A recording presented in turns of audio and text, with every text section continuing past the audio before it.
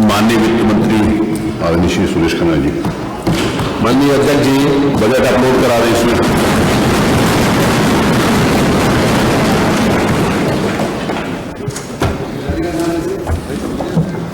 माननीय अध्यक्ष जी, आपकी अनुमति से मैं वित्तीय वर्ष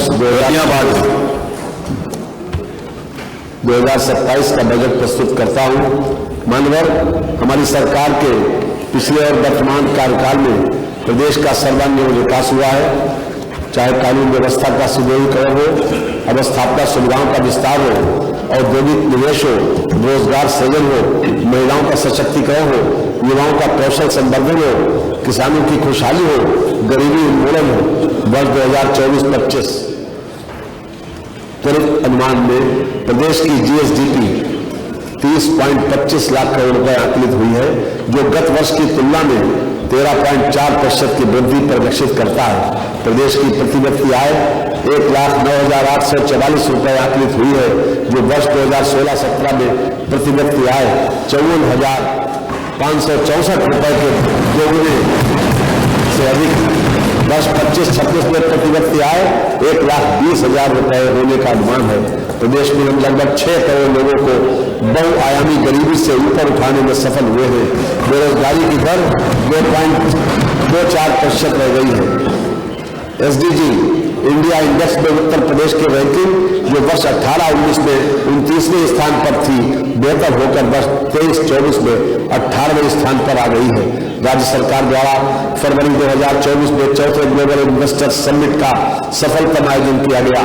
अब तक लगभग 50 लाख करोड़ रुपए के एमओयूज हस्ताक्षरित हो चुके हैं, जिनसे लगभग 10 लाख रोजगार का सृजन संभावित है।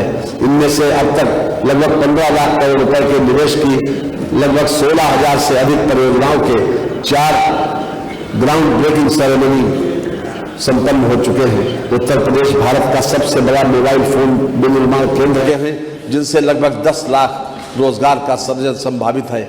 इनमें से अब तक लगभग 15 लाख करोड़ रुपए के निवेश की लगभग 16,000 से अधिक परियोजनाओं के 4 ग्राउंड ब्रेकिंग सेरेमनी संपन्न हो चुके हैं। उत्तर प्रदेश भारत का सबसे बड़ा मोबाइल फोन विनिर्माण केंद्र है। देश के कुल मोबाइल फोन उत्पादन का 65% उत्पादन प्रदेश में होता है। भारत की 55% इलेक्ट्रॉनिक्स कंपोनेंट इकाइयां प्रदेश में स्थित हैं। प्रदेश का इलेक्ट्रॉनिक्स निर्यात 44,744 करोड़ रुपए तक पहुंच गया है। उद्योग और तकनीक में निवेश के साथ ही प्रदेश में नवाचार को बढ़ावा देने हेतु किए गए प्रयासों के फलस्वरूप उत्तर प्रदेश राज्य को राष्ट्रीय स्तर पर स्टार्टअप रैंकिंग में लीडर श्रेणी की रैंकिंग हासिल हुई है। सरकार की अवस्थापना प्रधान विकास के प्रति प्रतिबद्धता का ये प्रमाण है कि राज्य ने नीति आयोग द्वारा माह जनवरी 2026 में जारी एक्सपोर्ट प्रिपेयर्डनेस इंडेक्स 2024 में देश में लैंडलॉक्ड प्रदेशों में प्रथम स्थान प्राप्त किया है। प्रदेश कृषि उत्पादन में देश का अग्रणी राज्य है। गेहूं, धान, गन्ना, आलू, केला, आम, अमरूद, आंवला और मेंथा उत्पादन में राष्ट्रीय स्तर पर प्रदेश का योगदान सर्वाधिक है। 2016-17 में सिंचित क्षेत्र 2.16 करोड़ हेक्टेयर के मुकाबले प्रदेश में वर्ष 2024-25 में 60 लाख हेक्टेयर अधिक अर्थात 2.76 लाख हेक्टेयर का हो चुका है। फसल सघनता जो 2016-17 में 162.7% थी, वर्ष 2024-25 में 193.7% हो चुकी है। वर्ष 2016-17 की 5878 मेगावाट ताप विद्युत उत्पादन क्षमता के सापेक्ष वर्तमान वित्तीय वर्ष 2025-26 माह दिसंबर 2025 तक 55.16% बढ़ोतरी करते हुए 9120 मेगावाट ताप विद्युत उत्पादन क्षमता प्राप्त की गई है। हमारी सरकार द्वारा हरित और स्वच्छ ऊर्जा स्रोतों के विकास पर कार्य किया जा रहा है। प्रदेश में अब तक कुल 2815 मेगावाट की सौर ऊर्जा परियोजनाएं स्थापित की जा चुकी हैं। माननीय, हमारा ये मानना है कि आज के युग में इमर्जिंग टेक्नोलॉजी का भरपूर उपयोग विभिन्न क्षेत्रों में किया जाना आवश्यक हो गया है। इस हेतु उत्तर प्रदेश में नई और उभरती टेक्नोलॉजी मिशन की स्थापना की जाएगी। प्रदेश में स्टेट डाटा अथॉरिटी तथा डाटा सेंटर क्लस्टर्स की स्थापना की जाएगी। प्रदेश में एआई मिशन की स्थापना तथा टेक युवा समर्थ युवा योजना लाई जा रही है। सामाजिक क्षेत्र में समस्त सभी वर्गों के लिए योजनाओं के साथ साथ त्वरित व भविष्योन्मुखी विकास हेतु आधुनिक तकनीक तथा AI के सदुपयोग व प्रदेश में उसके विकास के लिए इकोसिस्टम बनाने के लिए प्रदेश सरकार कार्य कर रही है। प्रदेश की प्रगति में नारी शक्ति के महत्वपूर्ण योगदान के साथ साथ युवाओं की ऊर्जा व उनकी मेधा अपरिहार्य है। मुख्यमंत्री मातृ सुरक्षा संकल्प योजना को और सघनता से चलाया जाएगा। स्वयं सहायता समूहों तथा महिला उद्यमियों द्वारा उत्पादित माल की बिक्री सुनिश्चित करने के लिए मुख्यमंत्री महिला उद्यमी उत्पाद विपणन योजना पर कार्य किया जा रहा है। डीजल आधारित नलकूपों को सौर ऊर्जा आधारित किया जाएगा। कृषि वितरण और निर्यात को बढ़ावा देने की योजना लाई जाएगी। त्वरित आर्थिक विकास के दृष्टिकोण से सिटी इकोनॉमिक रीजन योजना लाई जा रही है। विश्व बैंक सहायतित यूपी एग्रीज परियोजना के अंतर्गत एग्री एक्सपोर्ट हब की स्थापना कराई जाएगी। ईज ऑफ डूइंग बिजनेस के अगले चरण के रूप में जन विश्वास सिद्धांत के आधार पर उद्योगों को प्रोत्साहन प्रदान किया जाएगा, जिसमें रजिस्ट्रेशन, लाइसेंसिंग आदि कार्रवाइयों को और अधिक सहज और सुगम बनाया जाएगा। प्रदेश में डिजिटल इंटरप्रेन्योरशिप योजना पर कार्य किया जाएगा। मान्यवर जहां अर्थव्यवस्था में पूंजी निवेश और अवस्थापना विकास का महत्वपूर्ण योगदान है, वहीं प्रदेश की युवा जनशक्ति को रोजगार के अवसर प्रदान करने, उन्हें रोजगार के लिए सक्षम बनाना भी उतना ही महत्वपूर्ण है। ऐसे व्यक्ति जिनके पास किसी भी व्यवसाय में हस्त कौशल या निपुणता प्राप्त है, कभी भी बेरोजगार नहीं रह सकते। इसलिए युवाओं के लिए बड़े पैमाने पर रोजगार परक प्रशिक्षण और कौशल संवर्धन को प्राथमिकता के आधार पर मिशन मोड में संचालित किया जाना आवश्यक है। पढ़ाई के साथ साथ युवाओं के कौशल संवर्धन की व्यवस्था की जानी होगी। हमारे कौशल विकास प्रशिक्षण केंद्रों की क्षमता बढ़ाई जाएगी तथा नए केंद्र स्थापित किए जाएंगे। इस अभियान में निजी क्षेत्र की सहभागिता भी सुनिश्चित की जानी होगी। पीपीपी मोड में कौशल संवर्धन और जॉब प्लेसमेंट केंद्र विभिन्न जनपदों में स्थापित किए जाने होंगे। इस व्यवस्था से कार्यबल में महिलाओं की सहभागिता बढ़ाने के लिए महिलाओं के लिए पृथक केंद्रों की स्थापना की जाएगी। माननीय मैं माननीय प्रधानमंत्री जी के मार्गदर्शन में प्रस्तुत वित्तीय वर्ष 2026-27 के केंद्रीय बजट में उत्तर प्रदेश को 2 high speed rail corridor Delhi Varanasi तथा वाराणसी सिलीगुड़ी से जोड़ा गया है। उत्तर प्रदेश में स्थित पुरातात्विक एवं सांस्कृतिक महत्व के 2 स्थलों सारनाथ एवं हस्तनापुर के विकास की योजना बजट में रखी गई है। इसके लिए मैं प्रदेश की जनता की ओर से आभार व्यक्त करता हूं। इसके अलावा प्रत्येक जिला अस्पताल में इमरजेंसी एवं ट्रामा सेंटर की स्थापना, प्रत्येक जिले में छात्राओं के हॉस्टल, 10,000 टूरिस्ट गाइडों का कौशल संवर्धन जैसी योजनाओं का लाभ अन्य प्रदेशों के साथ साथ उत्तर प्रदेश की जनता को भी प्राप्त होगा। केंद्र सरकार द्वारा डायबिटीज तथा कैंसर की दवाओं के मूल्यों में कमी किए जाने की घोषणा सरकार के अब तक के कार्यकाल में 3,04,321 करोड़ रुपए से अधिक के रिकॉर्ड गन्ना मूल्य का भुगतान कराया गया है। यह भुगतान इसके पूर्व के 22 वर्षों के सम्मिलित गन्ना मूल्य भुगतान 2,13,519 करोड़ रुपए से भी 90,802 करोड़ रुपए अधिक है। पेराई सत्र 2025-26 हेतु गन्ना मूल्य की दरों में 30 रुपए प्रति कुंटल की वृद्धि की गई है। इस बढ़ोतरी से गन्ना किसानों को लगभग 3,000 करोड़ रुपए का अतिरिक्त गन्ना मूल्य भुगतान प्राप्त होगा। रबी विपणन वर्ष 2025-26 में कृषकों से 10.27 लाख मीट्रिक टन गेहूं का क्रय करते हुए 2512 करोड़ रुपए का भुगतान किया गया है। खरीफ विपणन वर्ष 2025-26 में कृषकों से 42.96 लाख मीट्रिक टन धान का क्रय करते हुए 9710 करोड़ रुपए से अधिक का भुगतान किया गया है। खरीफ विपणन वर्ष 2025-26 में 54,253 कृषकों से 2.14 लाख मीट्रिक टन बाजरा क्रय करते हुए कृषकों को 595 करोड़ रुपए का भुगतान किया गया है। नलकूपों से सिंचाई के लिए किसानों को दिनांक 1 अप्रैल 2023 से मुफ्त विद्युत आपूर्ति प्रदान की जा रही है। वर्ष 2025-26 में अल्पकालिक फसली ऋण वितरण के अंतर्गत दिनांक 19 दिसंबर 2025 तक 10,257 करोड़ रुपए का ऋण वितरण कर 15,01,000 कृषकों को लाभान्वित किया गया है। वर्ष 2025-2026 में दीर्घकालिक ऋण वितरण के लक्ष्य रुपए 600 करोड़ रुपए के सापेक्ष दिनांक 30 नवंबर 2025 तक 205 करोड़ रुपए का ऋण वितरण कर 6,870 कृषकों को लाभान्वित किया गया। प्रधानमंत्री फसल बीमा योजना के अंतर्गत 2017-18 से 2024-25 तक लगभग 62 लाख कृषकों को 5110 करोड़ रुपए की क्षतिपूर्ति का भुगतान किया गया। वर्ष 2025-2026 में खरीफ के अंतर्गत माह दिसंबर 2025 तक 2.69 लाख बीमित कृषकों को 215 करोड़ रुपए की क्षतिपूर्ति का भुगतान किया जा चुका है। प्रधानमंत्री किसान सम्मान निधि योजना के अंतर्गत वित्तीय वर्ष 2025-2026 में माह दिसंबर 2025 तक 3.12 करोड़ कृषकों को लगभग 94,668 करोड़ रुपए की धनराशि डीबीटी के माध्यम से कृषकों के खातों में हस्तांतरित की गई है। महिला वित्तीय वर्ष 2025-2026 में 58,000 ग्राम पंचायतों में 39,880 बीसी सखी द्वारा 39,000 करोड़ रुपए से अधिक का वित्तीय लेन देन करते हुए लगभग 107 करोड़ रुपए का लाभ अर्जित किया गया। महिला सामर्थ्य योजना के अंतर्गत प्रदेश में 5 मिल्क प्रोड्यूसर कंपनियों का गठन होना था, जिसके सापेक्ष जनपद गोरखपुर, बरेली एवं रायबरेली में कंपनियों का गठन करने दुग्ध संग्रहण और विपणन का कार्य प्रारंभ हो गया है। जनपद प्रयागराज एवं लखनऊ में कंपनियों का गठन प्रस्तावित है।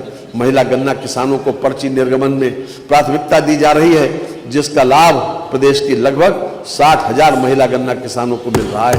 सेफ सिटी परियोजना के अंतर्गत महिला पुलिस बीट, व्यापक सीसीटीवी नेटवर्क और एंटी रोमियो स्क्वाड की तैनाती से सार्वजनिक स्थलों और कार्यस्थलों पर सुरक्षा सुनिश्चित हुई है। सेफ सिटी की अवधारणा को मूर्त रूप देने व कामकाजी महिलाओं की सुरक्षा व नए शहरों में एक उचित निवास स्थान उपलब्ध कराए जाने के उद्देश्य से प्रदेश के नगर निगमों में वर्किंग वुमेन हॉस्टल का निर्माण किया जा रहा है। मिशन शक्ति के अंतर्गत सुरक्षा, स्वास्थ्य और रोजगार सेवाओं के एकीकरण से महिलाओं की आत्मनिर्भरता और सामाजिक सहभागिता को नई गति मिलती है। मुख्यमंत्री सुमंगला योजना के अंतर्गत जनवरी 2026 तक 26.81 लाख बालिकाएं लाभान्वित हुई हैं। युवा उत्तर प्रदेश कौशल विकास मिशन द्वारा विगत 5 वर्षों में 9.25 लाख युवाओं को विभिन्न अल्पकालिक प्रशिक्षण कार्यक्रमों में प्रशिक्षित करते हुए प्रमाणीकृत किया गया, जिनमें से 4.22 लाख युवाओं को विभिन्न प्रतिष्ठित कंपनियों में सेवायोजित कराया गया है। मुख्यमंत्री अभ्युदय योजना के अंतर्गत वर्तमान में संचालित 163 अभ्युदय केंद्रों पर 23,000 से अधिक युवाओं को मुफ्त कोचिंग प्रदान की जा रही है। युवाओं को सरकारी नीति निर्माण और क्रियान्वयन में सहभागिता प्रदान करने हेतु 108 आकांक्षात्मक विकास खंडों में मुख्यमंत्री फेलोशिप कार्यक्रम संचालित किया जा रहा है। स्वामी विवेकानंद युवा सशक्तिकरण योजना के अंतर्गत अब तक 49,86,000 टैबलेट, स्मार्टफोन निःशुल्क वितरित किए जा चुके हैं। प्रदेश में अब तक 90,000 मंगल दलों को प्रोत्साहन स्वरूप खेल सामग्री उपलब्ध कराई गई है। रोजगार पुलिस विभाग में विभिन्न पदों पर वर्ष 2017 से अब तक 1,83,766 पुरुष एवं 35,443 महिला सहित कुल 2,19,000 से अधिक पदों पर भर्ती की गई है तथा 1,58,000 कार्मिकों को पदोन्नति प्रदान की गई है। पुलिस विभाग में चयनित किए गए 60,244 आरक्षियों हेतु प्रशिक्षण कार्यक्रम संचालित है। अराजपत्रित श्रेणी के 83,122 पदों पर भर्ती प्रक्रिया प्रचलित है। मिशन रोजगार के अंतर्गत राजकीय माध्यमिक विद्यालयों में 1939 प्रवक्ता, 6,808 सहायक अध्यापक एवं 219 प्रधानाचार्यों को सम्मिलित करते हुए अब तक कुल 8,966 नियुक्ति की प्रक्रिया पूर्ण की जा चुकी है। वर्ष 2017 से अब तक सहायता प्राप्त शासकीय माध्यमिक विद्यालयों में कुल 34,074 शिक्षकों का चयन किया गया। मुख्यमंत्री युवा उद्यमी विकास अभियान योजना के अंतर्गत सूक्ष्म उद्यम स्थापित करने हेतु युवाओं को गारंटी मुक्त एवं ब्याज मुक्त ऋण उपलब्ध कराया जा रहा है। योजना के अंतर्गत प्रतिवर्ष 1 लाख नए सूक्ष्म उद्यमों की स्थापना किए जाने का लक्ष्य है, जिसे आवश्यकता अनुसार बढ़ाया जा सकेगा। निवर्तमान मनरेगा योजना के अंतर्गत वित्तीय वर्ष 2025-26 में 20 करोड़ मानव दिवस लक्ष्य के सापेक्ष दिनांक 13 जनवरी 2026 तक 20,19,62,000 मानव दिवस का सृजन किया जा चुका है, जो कि देश में सर्वाधिक है तथा 47.11 लाख परिवारों को वर्तमान वित्तीय वर्ष में अब तक रोजगार उपलब्ध कराया जा चुका है। श्रमिक कल्याण अपने घर गांव से दूर शहरों में काम करने वाले मजदूरों के लिए लेबर अड्डों का निर्माण कराया जाएगा। एक्स ग्रेशिया अनुदान के अंतर्गत दिनांक 26/8/2021 से दिनांक 31/3/2022 तक ई श्रम पोर्टल पर पंजीकृत असंगठित श्रमिकों की किसी दुर्घटना में मृत्यु अथवा पूर्ण दिव्यांगता की स्थिति में 2 लाख रुपए तथा आंशिक दिव्यांगता पर 1 लाख रुपए का भुगतान किया जा रहा है। प्रदेश में प्रथम बार निर्माण श्रमिकों के स्वास्थ्य परीक्षण और स्वास्थ्य शिक्षा प्रदान करने हेतु मोबाइल हेल्थ वैन का संचालन पायलट प्रोजेक्ट के रूप में किया गया। रोजगार के इच्छुक अभ्यर्थियों श्रमिकों को राष्ट्रीय एवं अंतर्राष्ट्रीय स्तर पर रोजगार के अवसर उपलब्ध कराए जाने के उद्देश्य से उत्तर प्रदेश रोजगार मिशन का गठन किया गया है। माननीय हमारे तेजस्वी मुख्यमंत्री योगी आदित्यनाथ जी ने अपने कार्यकाल के पहले दिन से ही प्रदेश के हर वर्ग और हर क्षेत्र के विकास के लिए अथक परिश्रम किया है और उनका यह संकल्प है कि यही जुनून यही ख्वाब मेरा है, दिया जला के रोशनी कर दूं जहां अंधेरा है। मान्यवर, मैं वित्तीय वर्ष 2026-27 के बजट एवं उसमें सम्मिलित योजनाओं का संक्षिप्त विवरण इस सम्मानित सदन के समक्ष प्रस्तुत करना चाहूंगा। वित्तीय वर्ष 2026-27 के लिए प्रस्तुत बजट का आकार 9,12,696.35 करोड़ रुपए है, जो वित्तीय वर्ष 2025-26 की तुलना में लगभग 12.9% अधिक है। इस बजट में पूंजीगत परिव्यय 19.5% है। शिक्षा तथा चिकित्सा हेतु आवंटन कुल बजट का क्रमशः 12.4% एवं 6% है। कृषि और संबद्ध सेवाओं के लिए आवंटन कुल बजट का 9% है। 16वें केंद्रीय वित्त आयोग की संस्तुतियों जिन्हें केंद्र सरकार द्वारा स्वीकार किया गया है के क्रम में वित्तीय वर्ष 2026-2027 में राजकोषीय घाटे की सीमा 3% रखी गई है, जो वर्ष 2030-31 तक लागू रहेगी। राज्य सरकार सुदृढ़ वित्तीय प्रबंधन एवं ऋण नियंत्रण के प्रति पूर्णता प्रतिबद्ध है। कार्यभार ग्रहण करने से पर वर्ष 2016-17 में 29.3% की ऋण दृढ़ी जीएसडीपी के अर्थव्यवस्था विरासत में मिली थी, जिसे हमारी सरकार ने वर्ष 2019-20 तक घटाकर 27.9% कर दिया था। परंतु कोविड-19 महामारी के अभूतपूर्व आर्थिक प्रभाव के कारण यह अनुपात बढ़कर वर्ष 2021-22 में 33.4% हो गया। मुझे इस सदन को यह बताते हुए प्रसन्नता हो रही है कि सुनियोजित राजकोषीय प्रबंधन के परिणाम स्वरूप वर्ष 2024-25 में ऋण जीएसडीपी अनुपात को पुनः घटाकर 27% से नीचे लाया जा चुका है तथा आगामी वित्तीय वर्ष 2026-27 में इसे और कम कर 23.1% तक लाने का लक्ष्य है। इतना ही नहीं, बजट के साथ प्रस्तुत मध्यकालीन राजकोषीय नीति में राज्य सरकार इसे चरणबद्ध रूप से 20% से नीचे लाने के लिए दृढ़ संकल्पित है, जिससे राज्य की दीर्घकालिक वित्तीय स्थिरता एवं सतत विकास सुनिश्चित हो सके। कानून व्यवस्था जन सामान्य को सुरक्षा प्रदान करने एवं कानून व्यवस्था के क्षेत्र में आने वाली चुनौतियों का सामना करने हेतु पुलिस व्यवस्था को और अधिक सक्षम एवं सुदृढ़ करना सरकार की सर्वोच्च प्राथमिकता है। प्रदेश में जनमानस को सुरक्षा प्रदान करने हेतु पुलिस प्रशासन द्वारा कठोर प्रयास किए जा रहे हैं, जिसके फलस्वरूप अपराध एवं कानून व्यवस्था की स्थिति सुदृढ़ है। वर्ष 2016 के मुकाबले डकैती, लूट, हत्या, बलवा और फिरौती के लिए अपहरण के मामलों में क्रमशः 89%, 85%, 47%, 70% और 62% की कमी हुई है। महिलाओं के खिलाफ अपराधों में वर्ष 2016 के मुकाबले हत्या, दहेज, मृत्यु, बलात्कार और शील भंग के मामलों में क्रमशः 48%, 19%, 67% और 34% की कमी आई है। अनुसूचित जाति जनजाति उत्पीड़न संबंधी अपराधों में 2016 के मुकाबले हत्या, आगजनी, बलात्कार, गंभीर चोट के मामलों में क्रमशः 43%, 94%, 32% और 10% की कमी आई है। पुलिस विभाग के अनावासीय भवनों के निर्माण हेतु लगभग 1374 करोड़ रुपए तथा आवासीय भवनों के निर्माण हेतु 1243 करोड़ रुपए की व्यवस्था प्रस्तावित है। नवसृजित जनपदों में पुलिस के आवासीय एवं अनावासीय भवनों के निर्माण के लिए 346 करोड़ रुपए की व्यवस्था प्रस्तावित है। अग्निशमन केंद्रों के आवासीय एवं अनावासीय भवनों के निर्माण हेतु 200 करोड़ रुपए की व्यवस्था प्रस्तावित है। बहुमंजिला भवनों में अग्निशमन व्यवस्था नवनिर्मित केंद्रों को पूर्ण से क्रियाशील बनाने हेतु 190 करोड़ रुपए की व्यवस्था प्रस्तावित है। मिशन शक्ति के अंतर्गत महिला बीट कर्मियों के क्षेत्र भ्रमण हेतु वाहनों के क्रय हेतु 25 करोड़ रुपए की व्यवस्था प्रस्तावित है। चिकित्सा शिक्षा के लिए 14,997 करोड़ रुपए की व्यवस्था प्रस्तावित है। वर्तमान में प्रदेश में 81 मेडिकल कॉलेज हैं, जिनमें 45 राज्य सरकार द्वारा संचालित हैं एवं 36 निजी क्षेत्र द्वारा संचालित हैं। वर्तमान में 60 जनपद मेडिकल कॉलेज की सुविधाओं से आच्छादित हैं। 16 सेवित जनपदों में मेडिकल कॉलेजों की स्थापना पीपीपी पद्धति से की जानी है।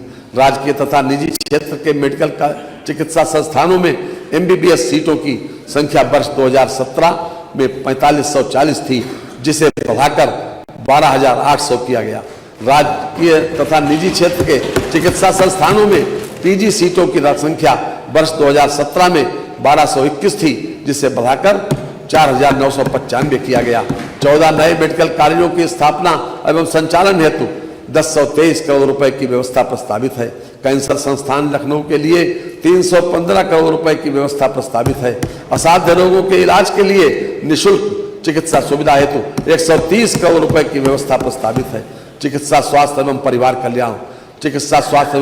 कल्याण के लिए 37,956 करोड़ रुपए की व्यवस्था प्रस्तावित है, जो 2025-2026 की तुलना में 15% अधिक।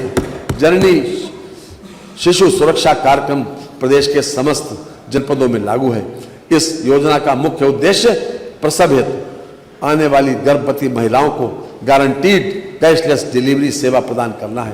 राष्ट्रीय बाल स्वास्थ्य कार्यक्रम के अंतर्गत प्रत्येक ब्लॉक में 2 मेडिकल टीमें तैनात की गई, जो आंगनबाड़ी केंद्रों तथा स्कूलों में जाकर बच्चों का स्वास्थ्य परीक्षण कर रही हैं।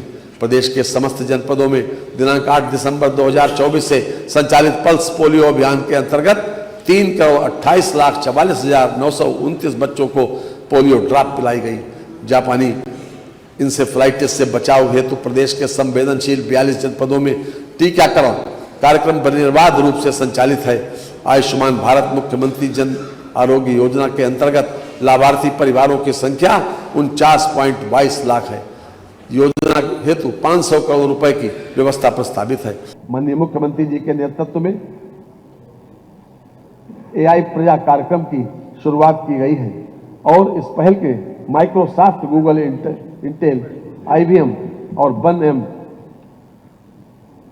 M1B जैसी वैश्विक स्तर की कंपनियां एआई प्रशिक्षण में हमारे साथ काम कर रही हैं, जिसमें किसानों, स्वयं सहायता समूहों, विद्यार्थियों, डॉक्टरों सहित राजकीय अधिकारियों, कर्मचारियों को प्रशिक्षण दिया जा रहा है। प्रदेश में 30,000 करोड़ रुपए के अनुमानित निवेश से 8 डाटा सेंटर पार्क की स्थापना तथा 900 मेगावाट क्षमता का लक्ष्य रखा गया है। अद्यतन 8 परियोजनाओं को लेटर ऑफ कंफर्ट निर्गत किए गए हैं, जिनमें 6 डाटा सेंटर पार्क्स और 2 डाटा सेंटर इकाइयां हैं। इससे लगभग 21,342 करोड़ रुपए का निवेश तथा 644 मेगावाट की क्षमता अर्जित की गई। माननीय प्रधानमंत्री जी के दूरदर्शी मार्गदर्शन में और माननीय मुख्यमंत्री जी के कुशल नेतृत्व में प्रदेश में आधुनिक तकनीक और सूचना प्रौद्योगिकी का त्वरित विस्तार हो रहा है। हमारा प्रदेश निकट भविष्य में देश के आईटी हब के रूप में अपनी पहचान निश्चित रूप से बनाएगा। सितारा बन के आसमां में वही चमकते हैं, डुबो देते हैं जो अपने आप को पसीने में।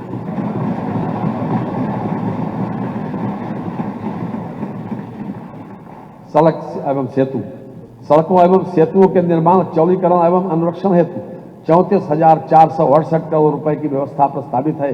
प्रदेश में नॉर्थ साउथ कॉरिडोर के विकास हेतु मार्गों के चौड़ीकरण, सुदृढ़ीकरण, निर्माण हेतु 400 करोड़ रुपए की व्यवस्था प्रस्तावित है। प्रदेश में सेतुओं हेतु 4,808 करोड़ रुपए एवं रेल उपरिगामी अधोगामी सेतुओं के निर्माण हेतु 1,700 करोड़ रुपए की व्यवस्था प्रस्तावित है। राज्य प्रमुख अन्य जिला मार्गों के चौड़ीकरण, सुदृढ़ीकरण कार्यों हेतु 3700 करोड़ रुपए की व्यवस्था प्रस्तावित है। राज्य सड़क निधि से सड़कों के अनुरक्षण हेतु 3,000 करोड़ रुपए तथा सड़कों के निर्माण, चौड़ीकरण, स्ट्रेंथनिंग, सुदृढ़ीकरण हेतु 3,000 करोड़ रुपए की व्यवस्था प्रस्तावित है। शहरवासियों के आवागमन को सुगम बनाने हेतु दृष्टिगत शहरों के बाईपास एवं रिंग रोड तथा चौराहों पर फ्लाईओवर आदि के निर्माण हेतु 1500 करोड़ रुपए की व्यवस्था प्रस्तावित है। औद्योगिक लॉजिस्टिक पार्क हेतु मार्गों के चौड़ीकरण, सुदृढ़ीकरण, निर्माण कार्य हेतु 1000 करोड़ रुपए की व्यवस्था प्रस्तावित है। सिंचाई एवं जल संसाधन विभाग सिंचाई एवं बाढ़ नियंत्रण योजनाओं के लिए 18,290 करोड़ रुपए की व्यवस्था प्रस्तावित है, जो वर्ष 2025-26 की तुलना में 30% अधिक है। सिंचाई सुविधा उपलब्ध कराने हेतु सरकार द्वारा मध्य गंगा स्टेज 2 परियोजना, कनहर सिंचाई परियोजना, केन बेतवा लिंक परियोजना, भौरट बांध परियोजना जैसी महत्वपूर्ण परियोजनाओं के कार्य प्रगति में है। उपरोक्त परियोजनाओं के पूर्ण होने पर से 4.49 लाख हेक्टेयर सिंचन क्षमता सृजित पुनर्स्थापित होगी। 2100 नवीन राजकीय नलकूपों के निर्माण हेतु डार्क जोन में स्थित 569 असफल राजकीय नलकूपों के पुनर्निर्माण का कार्य वर्ष 2025-26 में पूर्ण कर लिया गया है। इन कार्यों से लगभग 1.62 लाख हेक्टेयर सिंचन क्षमता की पुनर्स्थापना होगी तथा लगभग 1.43 लाख कृषक परिवार लाभान्वित होंगे। वित्तीय वर्ष 25-26 में 285 बाढ़ परियोजनाएं पूर्ण की गई, जिनसे 49.90 लाख आबादी लाभान्वित हुई है। 11,065 किलोमीटर लंबाई में ड्रेनों की सफाई कराई गई। नमामि गंगे एवं ग्रामीण जलापूर्ति हेतु लगभग 22,676 करोड़ रुपए की व्यवस्था प्रस्तावित है। योजना के अंतर्गत प्रदेश के समस्त 2.67 करोड़ ग्रामीण परिवारों को क्रियाशील गृह नल संयोजन प्रदान करने के लक्ष्य के सापेक्ष 2.43 करोड़ घरों में क्रियाशील गृह नल संयोजन उपलब्ध कराया जा चुका है। वित्तीय वर्ष 2026-2027 में जल जीवन मिशन के समस्त घटकों हेतु लगभग 22,452 करोड़ रुपए की व्यवस्था प्रस्तावित है। गंगा को प्रदूषण मुक्त बनाए रखने एवं उसमें दूषित जल का प्रवाह रोकने के लिए सीवरेज संबंधी कुल 74 परियोजनाएं स्वीकृत हुई हैं। अब तक 41 परियोजनाएं पूर्ण कर संचालित की जा रही हैं तथा शेष परियोजनाएं निर्माणाधीन हैं। ऊर्जा क्षेत्र की योजनाओं के लिए 65,926 करोड़ रुपए की व्यवस्था प्रस्तावित है, जो वर्ष 2025-26 के मुकाबले 8% अधिक है। वर्ष 2025-26 में माह दिसंबर 2025 तक औसत विद्युत आपूर्ति ग्रामीण क्षेत्र में 19 घंटे, तहसील मुख्यालय में 21 घंटे 49 मिनट एवं जनपद मुख्यालय में 24 घंटे रही है। दिनांक 1 अप्रैल 2022 से माह दिसंबर 2025 तक कुल 2,41,088 निजी नलकूप संयोजन निर्गत किए गए हैं। सामान्य योजना के अंतर्गत वर्ष 2017-18 से कुल 1,66,135 निजी नलकूप संयोजन निर्गत किए गए हैं। कृषि कार्य के लिए नलकूप संयोजनों हेतु कृषि फीडर्स के निर्माण की योजना के अंतर्गत 4,680 फीडरों के लक्ष्य के सापेक्ष 4,048 कृषि फीडरों का निर्माण कराया जा चुका है, जिन पर 10 घंटे विद्युत आपूर्ति प्रदान की जा रही है, जो कि देश में सर्वाधिक है। प्रदेश में दिनांक 1 अप्रैल 2022 से वर्ष 2025-26 तक कुल 2,410 नए 33/11 kV विद्युत उपकेंद्रों का निर्माण एवं क्षमता वृद्धि की गई है।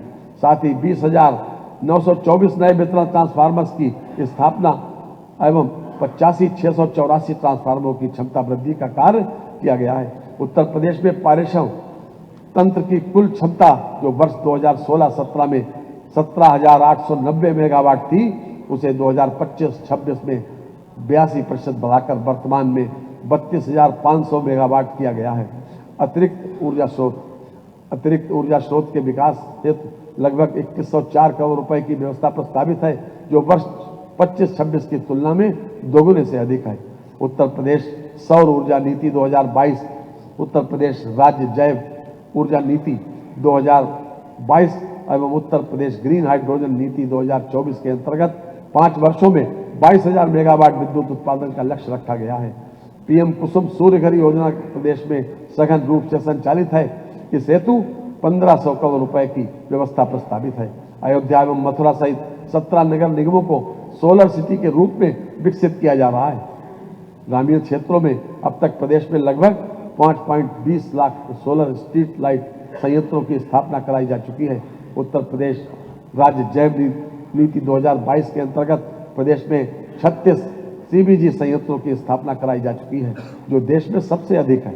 ग्रीन हाइड्रोजन के क्षेत्र में उत्तर प्रदेश ग्रीन हाइड्रोजन नीति 2024 प्रख्यापित की गई है, जिसके अंतर्गत प्रदेश में 2 सेंटर ऑफ एक्सीलेंस की स्थापना की स्वीकृति प्रदान की गई है। आवास एवं शहरी नियोजन हेतु 7,705 करोड़ रुपए की व्यवस्था प्रस्तावित है। मुख्यमंत्री शहरी विस्तारीकरण नए शहर प्रोत्साहन योजना हेतु 3500 करोड़ रुपए की व्यवस्था प्रस्तावित है। इस योजना के अंतर्गत मेरठ में 35 वर्ष, आगरा में 33 वर्ष, लखनऊ में 22 वर्षों बाद नई आवासीय योजना तथा बुलंदशहर में प्रथम बार औद्योगिक योजना लॉन्च की गई है।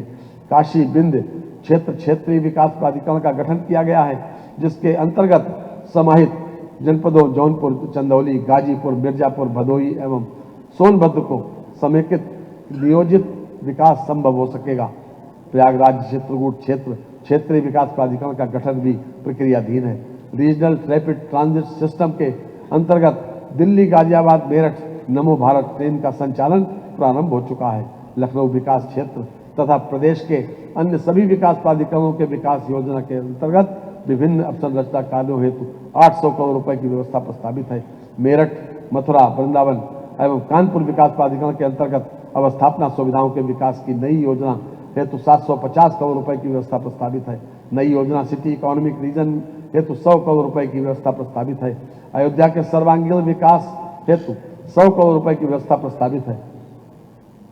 लखनऊ में राष्ट्र प्रेरणा स्थल का निर्माण किया गया है, जिसका लोकार्पण माननीय प्रधानमंत्री द्वारा दिनांक 25 दिसंबर 2025 को किया जा चुका है।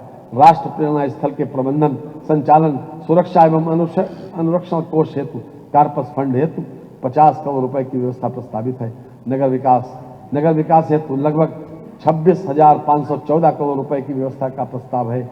वर्ष 2017 के पूर्व प्रदेश में 14 नगर निगम, 199 नगर पालिका परिषद एवं 438 नगर पंचायतें थीं। वर्ष 2017 के उपरांत 3 नगर निगम, 4 नगर पालिका परिषद एवं 112 नगर पंचायतें नवगठित उच्चीकृत की गई हैं। इस प्रकार वर्ष 2017 के उपरांत प्रदेश में कुल 113 नए नगरीय निकाय गठित किए गए हैं एवं 127 निकायों का सीमा विस्तार किया गया है।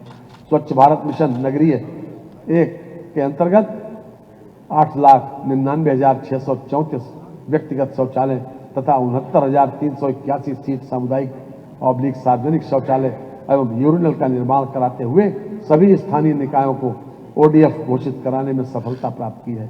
स्वच्छ भारत मिशन नगरीय 1 के अंतर्गत मुख्यतः महिलाओं की सुरक्षा के दृष्टिगत 189 नगरीय निकायों में 1100 ब्लॉक में पब्लिक कम्युनिटी पिंक टॉयलेट की निर्माण कराया गया है। भारत सरकार की महत्वाकांक्षी योजना स्मार्ट सिटी मिशन के अंतर्गत देश के चयनित कुल 100 शहरों में प्रदेश के 10 शहरों का चयन यथा लखनऊ, कानपुर, प्रयागराज, वाराणसी, आगरा, अलीगढ़, बरेली, झांसी, सहारनपुर व मुरादाबाद चरणबद्ध रूप से किया गया है। केंद्र पूर्वनिर्धारित स्मार्ट सिटी की तर्ज पर उत्तर प्रदेश ने प्रदेश के अन्य 7 नगर निगमों अयोध्या, फिरोजाबाद, गोरखपुर, गाजियाबाद, मथुरा, वृंदावन, मेरठ व शाहजहांपुर को राज्य स्मार्ट सिटी के रूप में विकसित करने की अभिनव पहल की है। नागरिक उड्डयन हेतु 2111 करोड़ रुपए की व्यवस्था प्रस्तावित है। प्रदेश में हवाई कनेक्टिविटी को बढ़ाने के लिए प्रदेश सरकार द्वारा निरंतर प्रयास किए जा रहे हैं। इस उद्देश्य की पूर्ति भारत सरकार की रीजनल कनेक्टिविटी स्कीम RCS के माध्यम से की जा रही है। RCS स्कीम को और अधिक प्रोत्साहित करने के लिए राज्य सरकार द्वारा वर्ष 2017 में उत्तर प्रदेश नागर विमानन प्रोत्साहन नीति प्रख्यापित की गई है, जिसमें RCS के साथ साथ नॉन RCS उड़ानों के लिए प्रोत्साहन प्रदान किए जाने की व्यवस्था की गई है। जेवर एयरपोर्ट का एक एविएशन इनोवेशन एवं रिसर्च सेंटर के साथ रखरखाव और ऑपरेशन हब के रूप में विकसित करने की दिशा में प्रदेश सरकार अग्रसर है। जनपद गौतम बुद्ध नगर के जेवर में PPP मोड पर अंतर्राष्ट्रीय एयरपोर्ट के प्रथम चरण का विकास कार्य प्रशस्त है। राज्य सरकार द्वारा जेवर अंतर्राष्ट्रीय एयरपोर्ट में बनने वाले 2 रनवे की संख्या को बढ़ाकर 5 रनवे बनाए जाने का निर्णय लिया गया है। जेवर अंतर्राष्ट्रीय एयरपोर्ट की स्थापना हेतु 750 करोड़ रुपए की व्यवस्था प्रस्तावित है। प्रदेश सरकार की हवाई पट्टियों के निर्माण, विस्तार एवं सुदृढ़ीकरण तथा भूमि अर्जन हेतु 1100 करोड़ रुपए की व्यवस्था प्रस्तावित है। मानवर पिछली सरकारों के कार्यकाल में जिस प्रकार हमारी प्राचीन सांस्कृतिक धरोहरों की घनघोर उपेक्षा की गई। ये सर्वविदित है कि पर अब स्थिति बदल चुकी है। माननीय मुख्यमंत्री के मार्गदर्शन में अब हमने अपनी सांस्कृतिक धार्मिक धरोहरों के पुनरुत्थान का कार्य किया है, जिससे प्रदेश में पर्यटन को भी बढ़ावा मिला है और नए रोजगार सृजित हुए हैं। ये अलग बात है तुम न बदलो मगर जमाना बदल रहा है। ये अलग बात है तुम न बदलो मगर जमाना बदल रहा है।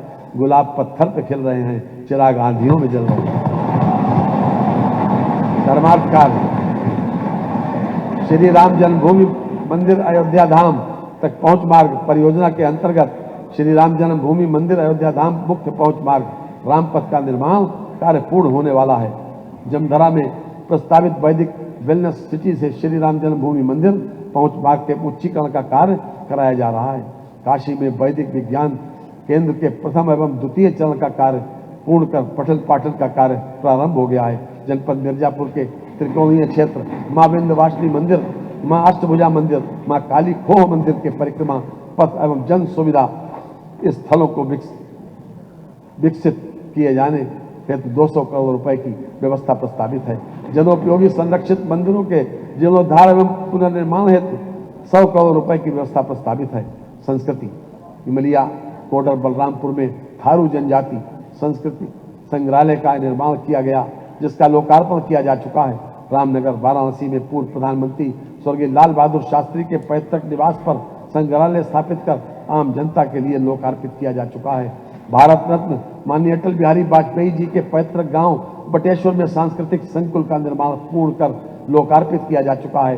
भारत रत्न डॉक्टर बाबा साहब भीमराव अम्बेडकर स्मारक एवं सांस्कृतिक केंद्र का निर्माण ऐशबाग लखनऊ में कराया जा रहा है।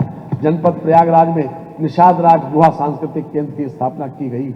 पर्यटन वर्ष 2025 में जनवरी से जून तक लगभग 122 करोड़ पर्यटक प्रदेश में आए, जिनमें से 121 करोड़ से अधिक भारतीय पर्यटक तथा 33 लाख से अधिक विदेशी पर्यटक शामिल हैं। मुख्यमंत्री पर्यटन स्थलों का विकास योजना हेतु 500 करोड़ रुपए की व्यवस्था प्रस्तावित है।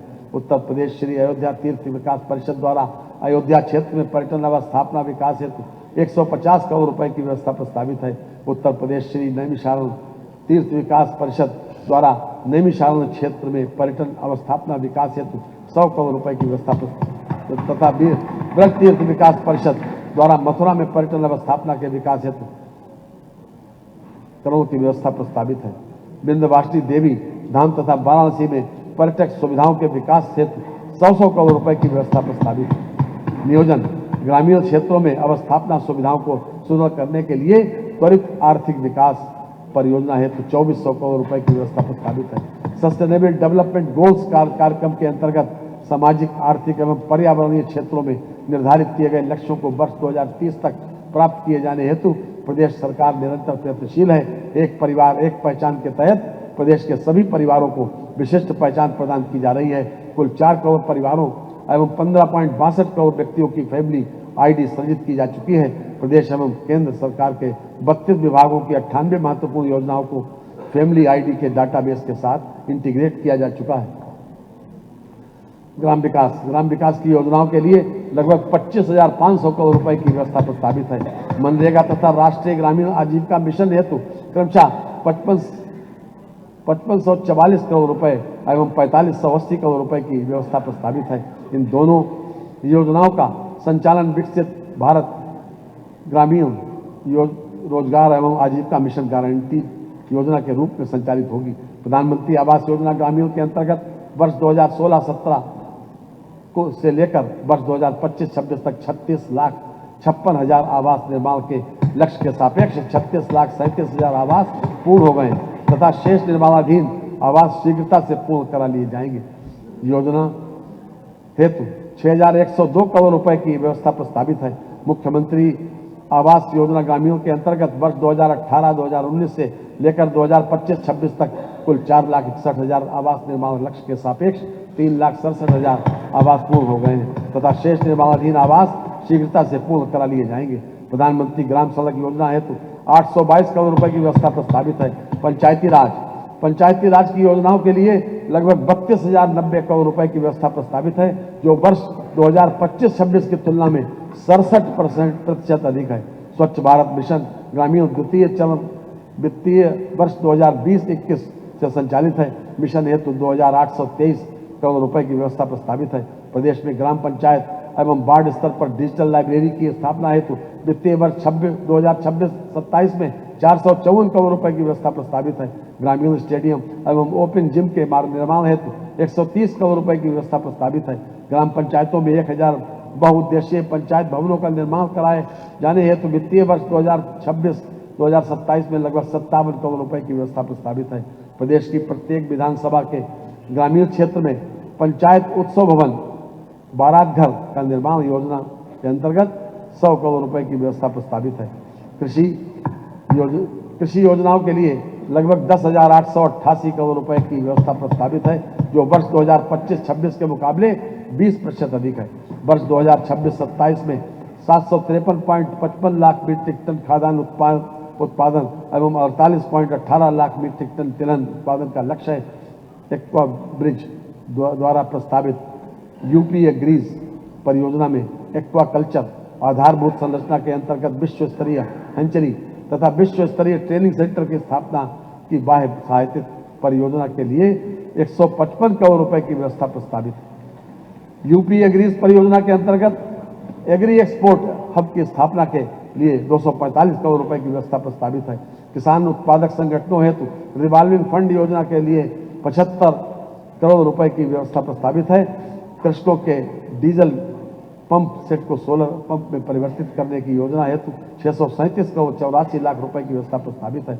National mission on natural farming योजना प्रदेश के समस्त जनपदों में 94,300 हेक्टेयर क्षेत्रफल में संचालित है। योजना हेतु 298 करोड़ रुपए की व्यवस्था प्रस्तावित है। कृषकों के निजी नलकूपों को निर्बाध विद्युत आपूर्ति हेतु 2400 करोड़ रुपए की व्यवस्था प्रस्तावित है। उत्तर प्रदेश बीज स्वावलंबन नीति 2024 के अंतर्गत प्रदेश में सीड पार्क विकास परियोजना हेतु 251 करोड़ रुपए की व्यवस्था प्रस्तावित है। पंडित दीनदयाल उपाध्याय किसान समृद्धि योजना हेतु लगभग 103 करोड़ रुपए की व्यवस्था प्रस्तावित है। कृषि विपणन एवं कृषि विदेश व्यापार माननीय मुख्यमंत्री कृषक कल्याणकारी योजना के अंतर्गत 111 ट्रैक्टरों का वितरण किया गया है। 76.41 करोड़ रुपए की लागत से विकल्प खंड गोमती नगर लखनऊ में किसान एग्री माल का निर्माण कार्य प्रगति पर है। प्रधानमंत्री मत्स्य संपदा योजना अंतर्गत ₹61.87 करोड़ रुपए की लागत से नवीन मंडी स्थल चंदौली तथा जनपद सिद्धार्थनगर में मत्स्य मंडी का निर्माण कार्य प्रगति पर है। उद्यान एवं खाद्य प्रसंस्करण हेतु 2,832 करोड़ रुपए की व्यवस्था प्रस्तावित है, जो वर्ष 2025-2026 के सापेक्ष 7% से अधिक है। प्रदेश की आबादी का बड़ा हिस्सा कृषि उत्पादन से जुड़ा है, जिसमें 90% से अधिक लघु सीमांत कृषक हैं। बागवानी फसलों के उत्पादन से लघु एवं सीमांत कृषकों की आय में वृद्धि एवं तुड़ाई उपरांत होने वाले क्रियाकलापों यथा विपणन, प्रसंस्करण, परिवहन, भंडारण आदि से अप्रत्यक्ष रूप से बड़ी संख्या में रोजगार के अवसर सृजित होंगे। राष्ट्रीय औद्यानिक मिशन योजना हेतु 715 करोड़ रुपए तथा प्रधानमंत्री सूक्ष्म खाद्य उद्योग उन्नयन योजना हेतु 478 करोड़ रुपए की व्यवस्था प्रस्तावित है। उत्तर प्रदेश खाद्य प्रसंस्करण एवं उद्योग नीति 2022 के क्रियान्वयन हेतु 300 करोड़ रुपए की व्यवस्था प्रस्तावित है। मुख्यमंत्री राज्य औद्योगिक विकास हेतु 25 करोड़ रुपए की व्यवस्था प्रस्तावित है। खाद्य प्रसंस्करण प्रदेश में खाद्य प्रसंस्करण उद्योगों में निवेश को बढ़ावा देने के उद्देश्य से अनेक कार्यक्रम फल सब्जी प्रसंस्करण, अनाज आधारित उद्योग, दुग्ध बेकरी एवं पशु आहार आधारित उद्योग आदि उद्योग क्षेत्र में सम्मिलित हैं। खाद्य प्रसंस्करण उद्योग लगाने हेतु सुनियोजित विकास के कार्यक्रम आरंभ कर उत्तर प्रदेश खाद्य प्रसंस्करण उद्योग नीति 2023 लागू की गई है, जो कृषकों को उनके उत्पाद का उचित मूल्य दिलाने, रोजगार में मूल्य संवर्धन में सहायक सिद्ध हो रही है। भारत सरकार के सहयोग से खाद्य प्रसंस्करण सेक्टर के अंतर्गत असंगठित क्षेत्र की इकाइयों को पूंजीगत अनुदान देकर लाभान्वित किए जाने के कार्यक्रम भी प्रधानमंत्री सूक्ष्म खाद्य उद्योग उन्नयन योजना के अंतर्गत प्रस्तावित है। गन्ना विकास एवं चीनी उद्योग उत्तर प्रदेश देश का सबसे बड़ा गन्ना उत्पादक राज्य है। वस्तुतः चीनी मिलें अब गन्ना खेती प्रदेश की अर्थव्यवस्था और ग्रामीण विकास की प्रमुख धुरी है। पेराई सत्र 24-25 में प्रदेश के 47 लाख गन्ना किसानों द्वारा 29.51 लाख हेक्टेयर क्षेत्र में गन्ना खेती की गई। प्रदेश में संचालित 122 चीनी मिलों में उत्तर प्रदेश राज्य चीनी निगम की 3, उत्तर प्रदेश सहकारी चीनी मिल संघ की 23 और निजी क्षेत्र की 96 चीनी मिलों द्वारा 9,56,09,000 टन गन्ने की पेराई कर 92,45,000 टन चीनी का उत्पादन किया गया। प्रदेश की चीनी मिलों की पेराई क्षमता 8.58 लाख टन प्रतिदिन है। प्रदेश की चीनी मिलों के औद्योगिक पुनरुद्धार के क्रम में पिपराइच, मुंडेरवा, रमाला में नई चीनी मिलें स्थापित की गई तथा 44 से अधिक चीनी मिलों का आधुनिकीकरण किया गया है, जिससे अब तक कुल 1,25,000 टीसीडी अतिरिक्त पेराई क्षमता का सृजन हुआ है। मिलों के आधुनिकीकरण और औद्योगिक पुनरुद्धार से 10 लाख से अधिक रोजगार सृजन हुआ। दुग्ध विकास, वर्तमान में सहकारी क्षेत्र के अंतर्गत प्रदेश में 19 दुग्ध संघों के माध्यम से दुग्धशाला विकास कार्यक्रम चलाया जा रहा है। जनपद मथुरा में पूर्व में 30,000 लीटर क्षमता की नवीन डेयरी परियोजना प्रस्तावित की गई थी, जिसे संशोधित करते हुए 1 लाख लीटर प्रतिदिन क्षमता के नवीन डेयरी प्लांट की स्थापना का प्रस्ताव है, जिसके लिए 23 करोड़ रुपए की व्यवस्था प्रस्तावित है। दुग्ध संघों के सुदृढ़ीकरण एवं पुनर्जीवित करने की योजना के अंतर्गत प्रस्तावित दुग्ध संघों में 220 नई दुग्ध समितियों के गठन तथा 450 दुग्ध समितियों के पुनर्गठन का कार्य प्रस्तावित है, जिसके लिए लगभग 107 करोड़ रुपए की व्यवस्था प्रस्तावित है। पशुधन, प्रदेश में निराश्रित बेसहारा पशुओं के फसलों के नुकसान से बचाने हेतु प्रदेश में गो संरक्षण के लिए 7,497 गो आश्रय स्थलों में 12,38,547 गोवंश संरक्षित हैं। इसके अतिरिक्त 155 बृहद गो संरक्षण केंद्र निर्माणाधीन है। माननीय मुख्यमंत्री सहभागिता योजना तथा पोषण मिशन अंतर्गत 1,13,631 पशुपालकों को अद्यतन 1,81,418 गोवंश सुपुर्द किए गए हैं, जिनको भरण पोषण हेतु दिनांक 1 अक्टूबर 2023 से 30 रुपए प्रतिदिन प्रति गोवंश का बढ़ाकर 50 रुपए की दर से डीबीटी के माध्यम से सीधे भुगतान किया जा रहा है। छुट्टा गोवंश के रखरखाव हेतु 2,000 करोड़ रुपए तथा बृहद गोवंश संरक्षण केंद्रों की स्थापना हेतु 100 करोड़ रुपए की व्यवस्था प्रस्तावित है। पशु रोग नियंत्रण योजना हेतु 253 करोड़ रुपए तथा पशु चिकित्सालयों पशु संघ केंद्रों के सुदृढ़ीकरण हेतु 155 करोड़ रुपए की व्यवस्था प्रस्तावित है। प्रदेश में प्रथम बार मोबाइल वेटरनरी यूनिट की स्थापना भारत सरकार की अम्ब्रेला स्कीम पशुधन स्वास्थ्य एवं रोग नियंत्रण योजना के अंतर्गत सम्मिलित की गई है। मत्स्य, प्रधानमंत्री मत्स्य संपदा योजना के अंतर्गत पुरुष एवं महिला घटक हेतु क्रमशः 195 करोड़ रुपए तथा 115 करोड़ रुपए की व्यवस्था प्रस्तावित है। प्रधानमंत्री मत्स्य संपदा योजना के अंतर्गत एकीकृत एक्वा पार्क की स्थापना हेतु 190 करोड़ रुपए की व्यवस्था प्रस्तावित है। राज्य सरकार द्वारा अत्याधुनिक मत्स्य थोक बाजार एकीकृत एक्वा पार्क तथा मत्स्य प्रसंस्करण केंद्र की स्थापना की गई की नई योजना हेतु 100 करोड़ रुपए की व्यवस्था प्रस्तावित है। सहकारिता, संयुक्त राष्ट्र संघ द्वारा भारत सरकार के अथक प्रयासों के फलस्वरूप वर्ष 2025 को अंतर्राष्ट्रीय सहकारिता वर्ष घोषित किया गया है। उत्तर प्रदेश इस वैश्विक आयोजन की शुरुआत करने वाला भारत का पहला राज्य है। पैक्स कंप्यूटराइजेशन योजना अंतर्गत प्रथम चरण में 1539 एवं द्वितीय चरण में 1523 एम पैक्स चयनित की गई हैं। योजना हेतु 32 करोड़ रुपए की व्यवस्था प्रस्तावित है। ब्याज अनुदान योजना हेतु 525 करोड़ रुपए की व्यवस्था प्रस्तावित है।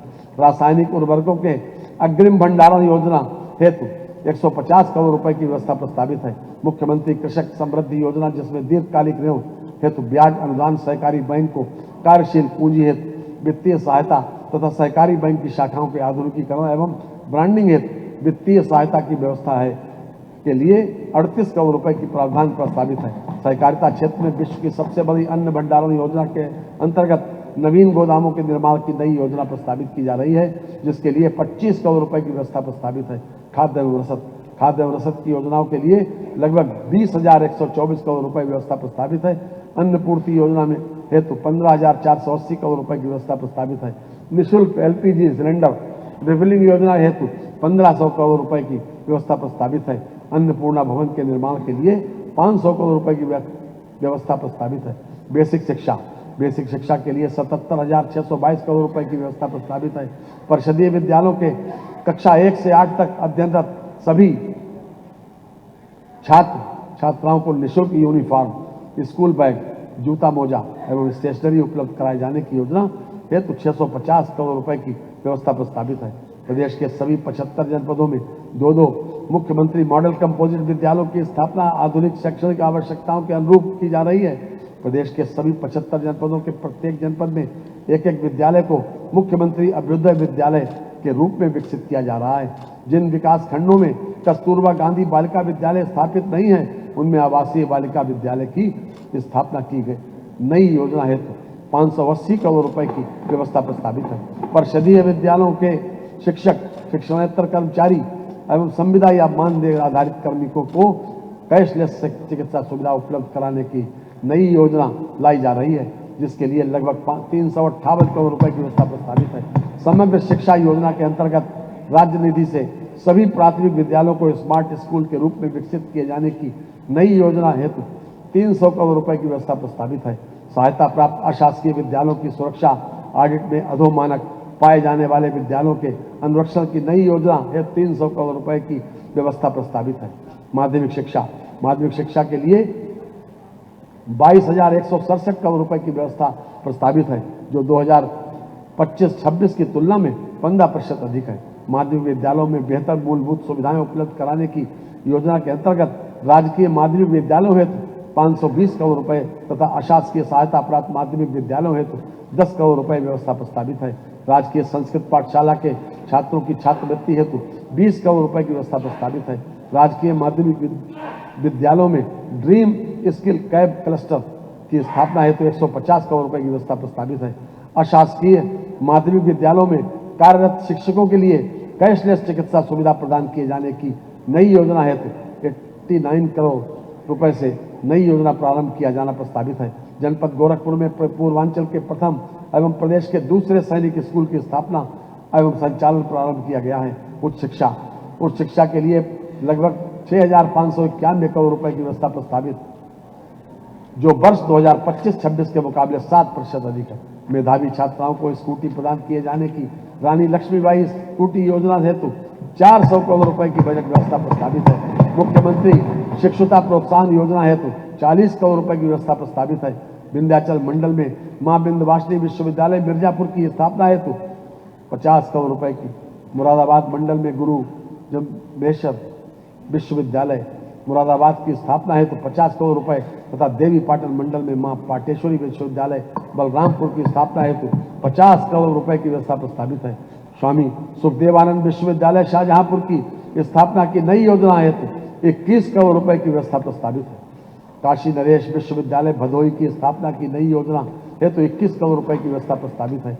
प्रदेश के उच्च शिक्षा संस्थानों छात्र मानसिक स्वास्थ्य एवं कल्याण नीति की नई योजना लाई जा रही है, जिसके लिए 14 करोड़ 50 लाख रुपए की व्यवस्था प्रस्तावित है।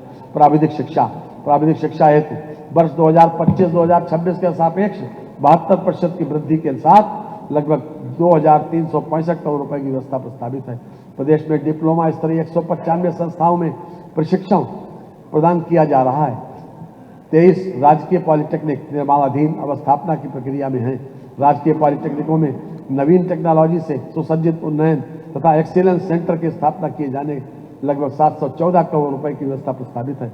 राजकीय पॉलिटेक्निकों में 251 स्मार्ट क्लासरूम की स्थापना की जा रही है तथा 143 स्मार्ट क्लासरूम स्थापित किए जाने की कार्रवाई प्रक्रियाधीन है। राजकीय पॉलिटेक्निकों के उन्नयन तथा अवस्थापना सुविधाओं के विकास की योजना हेतु 254 करोड़ रुपए तथा राजकीय पॉलिटेक्निकों की स्थापना हेतु 50 करोड़ रुपए की व्यवस्था प्रस्तावित है। व्यावसायिक शिक्षा एवं कौशल विकास व्यावसायिक शिक्षा के बजट में 2025-2026 के मुकाबले 88% की वृद्धि करते हुए लगभग 3,349 करोड़ रुपए की व्यवस्था प्रस्तावित है। प्रदेश में 286 राजकीय औद्योगिक प्रशिक्षण संस्थान संचालित हैं, जिनमें विभिन्न व्यवसायों की 1,90,272 सीटें युवाओं के प्रशिक्षण को उपलब्ध हैं। प्रदेश के विभिन्न राजकीय औद्योगिक प्रशिक्षण संस्थानों में से 47 में महिलाओं के प्रशिक्षण हेतु महिला शाखा संचालित कराई जा रही है। महिलाओं हेतु 12 राजकीय औद्योगिक प्रशिक्षण संस्थान स्वतंत्र रूप से संचालित हैं। प्रदेश में 2,963 से अधिक निजी औद्योगिक प्रशिक्षण संस्थान संचालित हैं, जिनमें 4.58 लाख से अधिक सीटें उपलब्ध हैं। टाटा टेक्नोलॉजीज लिमिटेड के सहयोग से फेज 1 के अंतर्गत चयनित 149 राजकीय औद्योगिक प्रशिक्षण संस्थानों का उन्नयन कर प्रशिक्षण प्रारंभ किया जा चुका है। फेज 2 के अंतर्गत वित्तीय वर्ष 2025-26 में टाटा टेक्नोलॉजीज लिमिटेड के सहयोग से 62 राजकीय औद्योगिक प्रशिक्षण संस्थानों के उन्नयन कार्य प्रगतिमान हैं। कौशल विकास मिशन के संचालन हेतु प्रशिक्षण व्यय के लिए 1000 करोड़ रुपए तथा दस्तकार प्रशिक्षण योजना हेतु लगभग 836 करोड़ रुपए की व्यवस्था प्रस्तावित है।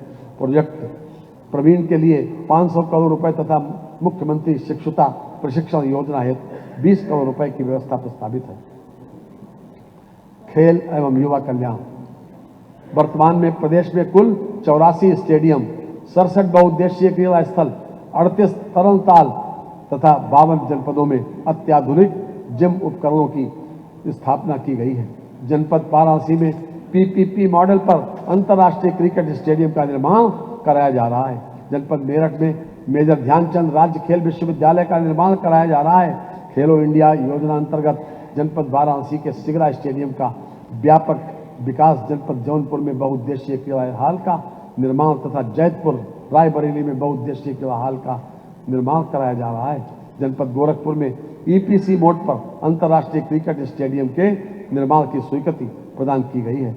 वन एवं पर्यावरण, हमारे लिए गर्व का विषय है कि देश में सर्वाधिक जैविक दबाव के बावजूद उत्तर प्रदेश वनावरण व वृक्षारोपण में वृद्धि के मामले में पूरे देश में द्वितीय स्थान पर रहा है। राज्य को यह गौरव प्राप्त होने का मुख्य श्रेय प्रदेश सरकार द्वारा चलाए जा रहे वृक्षारोपण अभियान को जाता है। बृहद वृक्षारोपण के माध्यम से वर्ष 2017 के पश्चात अब तक प्रदेश में 242 करोड़ 13 लाख से अधिक पौधों का रोपण किया गया। वर्षा काल 2026 में वृक्षारोपण हेतु 35 करोड़ पौधारोपण का लक्ष्य प्रस्तावित है। सामाजिक वानिकी योजना हेतु 800 करोड़ रुपए, पौधशाला प्रबंधन योजना हेतु 220 करोड़ रुपए तथा राज्य प्रतिकारात्मक वन रोपण योजना हेतु 189 करोड़ रुपए की व्यवस्था प्रस्तावित है। लखनऊ स्थित कुकरेल वन क्षेत्र में नाइट सफारी पार्क की स्थापना हेतु लगभग 207 करोड़ रुपए तथा रानीपुर बांध फाउंडेशन चित्रकूट के कार्पस फंड के गठन के हेतु 50 करोड़ रुपए की व्यवस्था प्रस्तावित है। परिसंकट में अपशिष्ट निस्तारण सुविधा, सामूहिक जैव चिकित्सा अपशिष्ट निस्तारण सुविधा एवं ई वेस्ट रिसाइकलिंग एंड ट्रीटमेंट सुविधा की स्थापना कराए जाने की कार्रवाई कराई जा रही है। Uttar Pradesh clean air management project वर्ष 2025-26 से 2030-31 तक क्रियान्वित होना है। ये विश्व बैंक सहायतित मल्टी सेक्टोरल योजना के जिसके लिए 194 करोड़ रुपए की व्यवस्था प्रस्तावित है।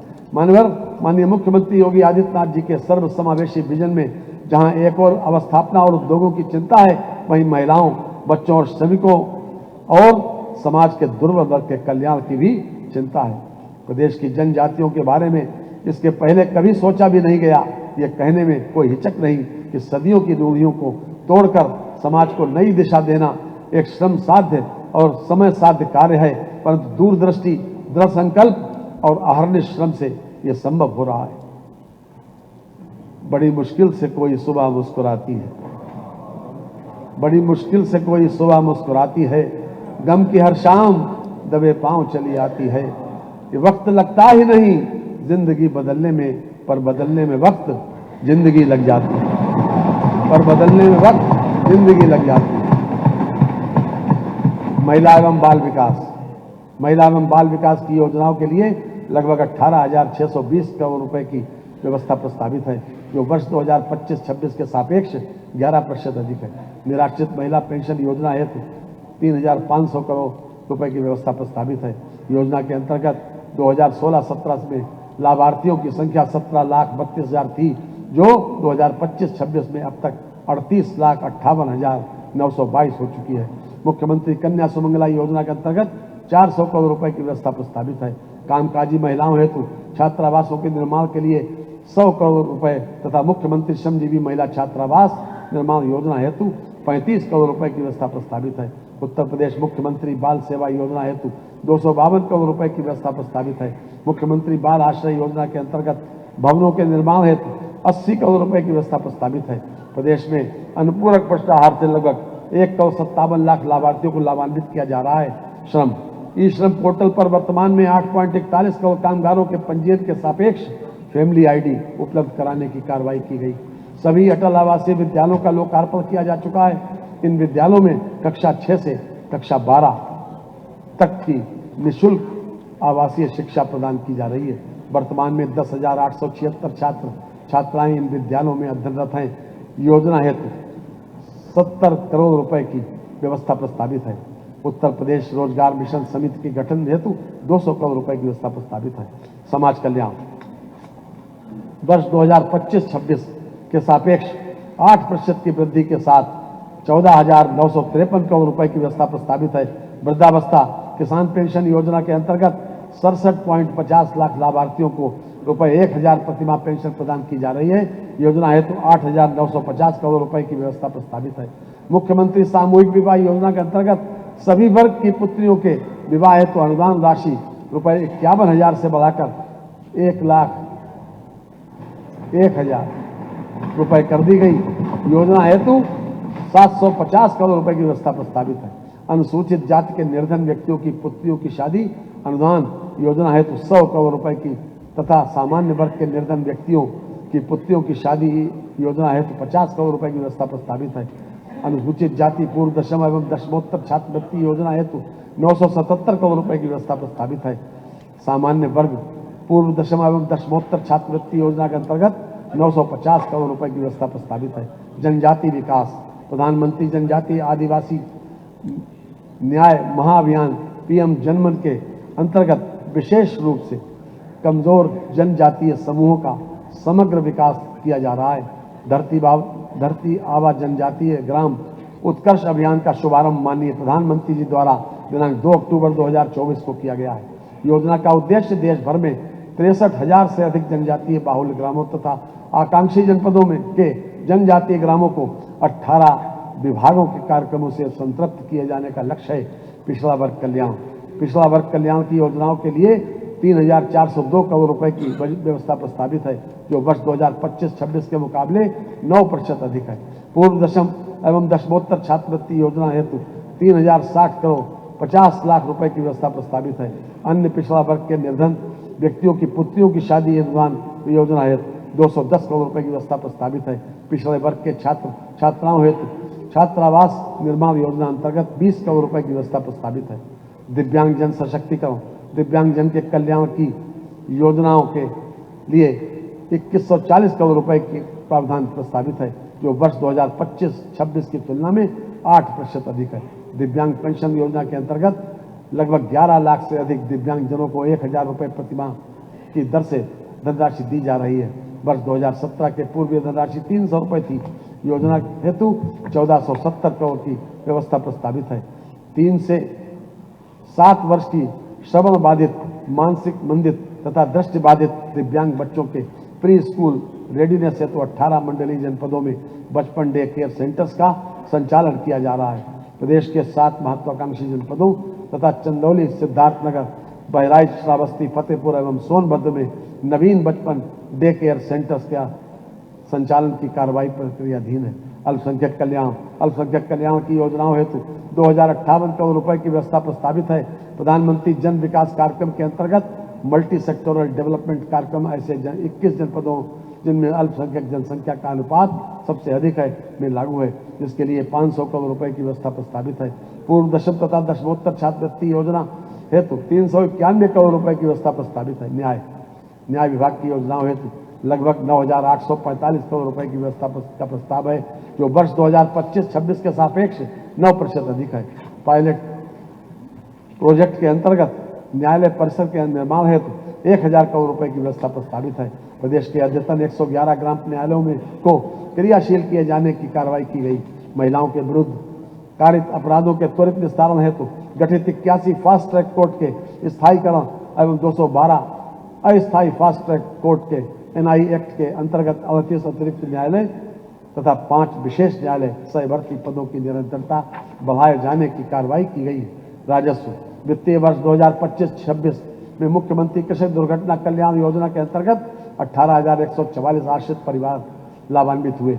वित्तीय वर्ष 2026-27 में योजना हेतु 1,150 करोड़ रुपए की व्यवस्था प्रस्तावित है। एंटी भूमामिया अभियान के अंतर्गत 7369 हेक्टेयर क्षेत्रफल अवैध अतिक्रमण से अब मुक्त कराया गया है। प्रथम चरण में प्रदेश के 7 अति संवेदनशील जनपदों में एक बाल शरणालय बनाए जाने का निर्णय लिया गया है। प्रदेश में डिजास्टर रिस्क रिडक्शन कार्यक्रम को सुलभ बनाने हेतु संयुक्त राष्ट्र विकास कार्यक्रम के साथ दिनांक 16 जुलाई 2025 को समझौता ज्ञापन हस्ताक्षरित किया गया। परिवहन बस बेड़े के सुदृढ़ीकरण हेतु ईवी बस के लिए 400 करोड़ रुपए, बस अड्डों के निर्माण हेतु 150 करोड़ रुपए की व्यवस्था प्रस्तावित।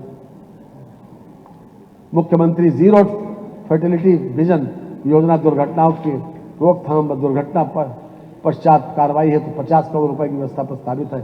इलेक्ट्रिक वाहनों के प्रयोग को बढ़ावा देने के लिए बस अड्डों पर चार्जिंग स्टेशन की स्थापना हेतु 50 करोड़ रुपए की व्यवस्था प्रस्तावित है। मान्यवर, हमारी सरकार ने माननीय मुख्यमंत्री जी के मार्गदर्शन में हर क्षेत्र में सराहनीय कार्य किया है, जिसका सकारात्मक मूल्यांकन देश की शीर्षस्थ विशेष संस्थाओं, नीति आयोग, भारतीय रिजर्व बैंक तथा सीएजी द्वारा किया गया है। उत्तर प्रदेश के विकास और कानून व्यवस्था के मॉडल की सराहना सर्वत्र हो रही है। काबिले तारीफ है अंदाज एक एक काम का, काबिले तारीफ है अंदाज एक एक काम का, गा रही है गीत यूपी योगी जी के नाम। राजकोषीय सेवाएं, राज्य वस्तु एवं सेवा कर तथा मूल्य संवर्धित कर, राज्य वस्तु एवं सेवा कर तथा मूल्य संवर्धित कर से राजस्व संग्रह का लक्ष्य 1,49,956 करोड़ रुपए निर्धारित किया गया है। आबकारी शुल्क से राजस्व संग्रह का लक्ष्य 71,278 करोड़ रुपए निर्धारित किया गया है। स्टाम्प एवं पंजीकरण से राजस्व संग्रह का लक्ष्य 43,802 करोड़ रुपए निर्धारित किया गया है। वाहन कर से राजस्व संग्रह का लक्ष्य 15,808 करोड़ रुपए निर्धारित किया गया है। वित्तीय वर्ष के बजट अनुमान वर्ष 2026-27 मान्यवर, प्रस्तुत बजट का आकार 9,12,696 करोड़ 35 लाख रुपए है। बजट में 43,565 करोड़ 33 लाख रुपए की नई योजनाएं सम्मिलित की गई हैं। कुल प्राप्तियां 8,48,233 करोड़ 18 लाख रुपए अनुमानित हैं। कुल प्राप्तियों में 7,28,928 करोड़ 12 लाख रुपए की राजस्व प्राप्तियां तथा 1,19,305 करोड़ 6 लाख रुपए की पूंजीगत प्राप्तियां सम्मिलित हैं।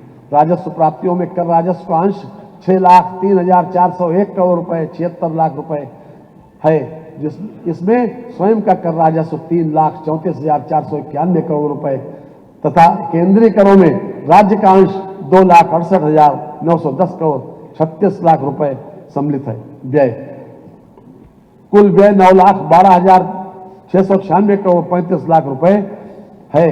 कुल व्यय में 6,64,470 करोड़ 55 लाख रुपए राजस्व लेखे का व्यय है तथा 2,48,225 करोड़ 81 लाख रुपए पूंजी लेखे का व्यय है। समेकित निधि के प्राप्तियों से कुल व्यय घटाने के पश्चात 64,463 करोड़ 17 लाख रुपए का घाटा अनुमानित है। लोक लेखा से 9,500 करोड़ रुपए की शुद्ध प्राप्तियां अनुमानित हैं। समस्त लेन देन का शुद्ध परिणाम 54,963 करोड़ 17 लाख रुपए ऋणात्मक अनुमानित है। अंतिम शेष, प्रारंभिक शेष 96 करोड़ 41 लाख रुपए ऋणात्मक को हिसाब से लेते हुए अंतिम शेष 55,059 करोड़ 58 लाख रुपए ऋणात्मक अनुमानित है। राजस्व बचत 64,457 करोड़ 57 लाख रुपए अनुमानित है। राजकोषीय घाटा 1,18,480 करोड़ 59 लाख रुपए अनुमानित है, जो वर्ष के लिए अनुमानित सकल राज्य घरेलू उत्पाद का 2.98% 3% से कम है। माननीय हमारी सरकार प्रदेशवासियों को एक सुरक्षित, स्वस्थ, सभ्य और खुशहाल समाज मुहैया कराने तथा प्रदेश में ही रोजगार के अवसर उपलब्ध कराने के लक्ष्य को ध्यान में रखकर कार्य कर रही है। हमारी सरकार की कार्यशैली जिस जीवन दर्शन से अनुप्राणित है, उसे इन शब्दों में बयान किया जा सकता है। बात अनमोल बहुत है ये जिंदगी के लिए, बता रहा हूं फलसफा मैं हर किसी के लिए, पोंछ सकते हो तो दुखियों के पोंछ लो आंसू, न जिए आप फकत अपनी ही खुशी के। माननीय मैं माननीय प्रधानमंत्री जी और माननीय मुख्यमंत्री जी, केंद्रीय मंत्रिपरिषद के माननीय सदस्यों, प्रदेश के मंत्रिपरिषद के अपने सभी माननीय सदस्यों का अत्यंत आभारी हूं, जिनके सहयोग एवं परामर्श से मैं ये बजट प्रस्तुत करने में सक्षम हो सका हूं। मैं अपर मुख्य सचिव वित्त और वित्त विभाग के अधिकारियों एवं कर्मचारियों, प्रधान महालेखाकार उत्तर प्रदेश तथा राष्ट्रीय सूचना विज्ञान केंद्र के अधिकारियों एवं प्रदेश सरकार के सभी विभागों के अधिकारियों एवं कर्मचारियों के प्रति अपना आभार प्रकट करता हूं, जिन्होंने इस बजट को तैयार करने में बहुमूल्य सहयोग प्रदान किया है। माननीय मैं आपका भी आभारी हूं कि आपने मुझे बजट पेश करने का मौका दिया। इन्हीं शब्दों के साथ माननीय मैं वित्तीय वर्ष 2026-27 का बजट इस सदन में उपस्थित सभी सम्मानित जनप्रतिनिधियों के माध्यम से प्रदेश की जनता को समर्पित करता हूं। वंदे मातरम।